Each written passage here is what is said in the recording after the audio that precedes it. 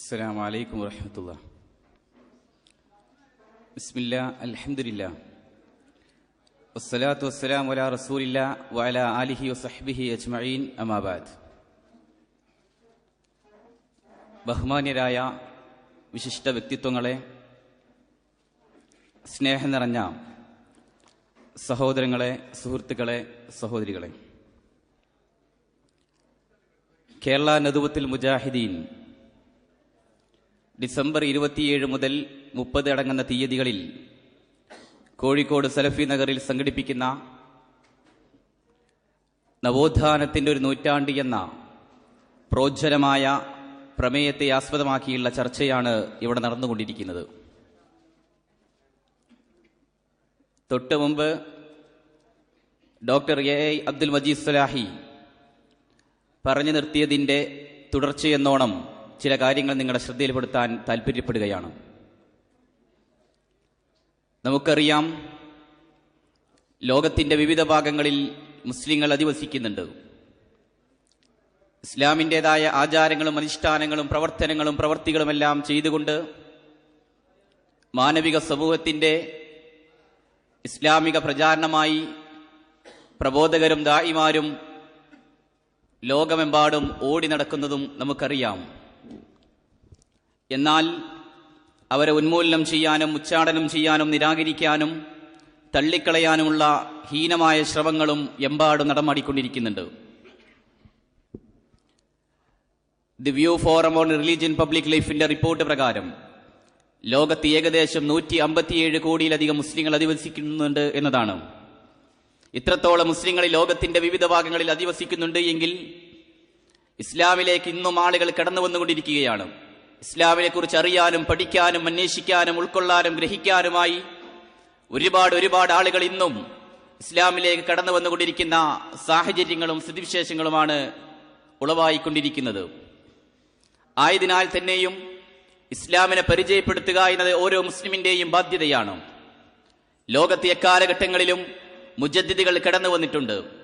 ലോകം എവിടേക്ക് തിന്മയിലേക്ക് കടന്നു പോകുന്നുവോ അവിടെയെല്ലാം പരിഷ്കർത്താക്കൾ കടന്നു വന്നുകൊണ്ട് നവോത്ഥാന നായകന്മാരായിക്കൊണ്ട് വലിയ പങ്കുവഹിച്ചതായി ചരിത്രങ്ങളിലൂടെയും ചരിത്രാധ്യാപനങ്ങളിലൂടെയുമെല്ലാം വായിച്ചവരും പഠിച്ചവരുമാണ് നാം.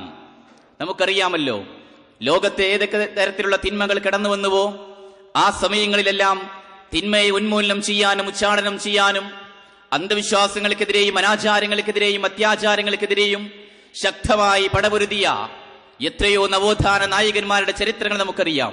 പ്രവാചകന്മാരുടെ ചരിത്രങ്ങൾ മുതൽ വായിച്ചെടുക്കുന്ന യാഥാർത്ഥ്യങ്ങളാണത്. മഹാനായ നൂഹ് നബി അലൈഹിസ്സലാം മകൻ കൂടെയുണ്ടായിരുന്നില്ല.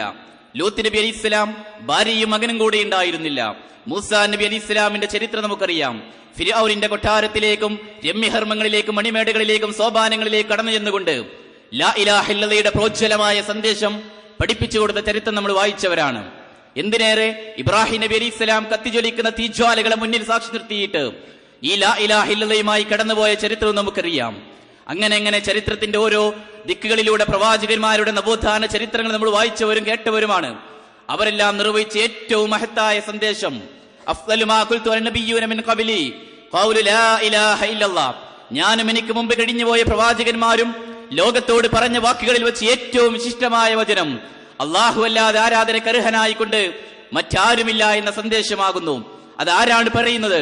ലോകത്തിന്റെ കാരുണ്യമായിക്കൊണ്ട് കടന്നു വന്ന മൂസാ നബി അലൈഹി ഇസ്ലാമിന്റെ സ്ഥൈര്യവും അയ്യൂബ് നബിയുടെ ക്ഷമയും യൂനുസ് നബിയുടെ പശ്ചാത്താപ മനസ്ഥിതിയും അതേപ്രകാരം ഇബ്രാഹിം നബി അലൈഹി ഇസ്ലാമിന്റെ ത്യാഗമനസ്ഥിതിയും ഈസാ നബി അലൈഹി ഇസ്ലാമിന്റെ ആർദ്രതയും ഉൾത്തിരിഞ്ഞ സൂര്യനേക്കാൾ ശൂന്യമയും ചന്ദ്രനേക്കാൾ ശോഭയും നക്ഷത്രത്തെക്കാൾ തിളക്കവുമുള്ള അടിച്ചമർത്തപ്പെട്ട അടിമവർഗത്തിന്റെ പുനരുദ്ധാരകനായിക്കൊണ്ടും കുഴിച്ചുമൂടപ്പെട്ട സ്ത്രീത്വത്തിന്റെ പുനരാവിഷ്കാരകനായിക്കൊണ്ടും ജോലി ചെയ്തു കഴിഞ്ഞാൽ വേലക്കാരന് ശമ്പളം അവന്റെ വിയർപ്പോറ്റുന്നതിന് മുമ്പ് നൽകണമെന്ന് പഠിപ്പിച്ച ലോകത്തിന്റെ പ്രവാചകൻ സല്ലല്ലാഹു അലൈഹി വസല്ലം പ്രവാചകൻ കടന്നു വന്നുകൊണ്ട് ലാ ഇലാഹ ഇല്ലല്ലാഹയുടെ മഹിതമായ സന്ദേശത്തിലേക്ക് മാനവ സമൂഹത്തെ ക്ഷണിക്കുകയാണ്.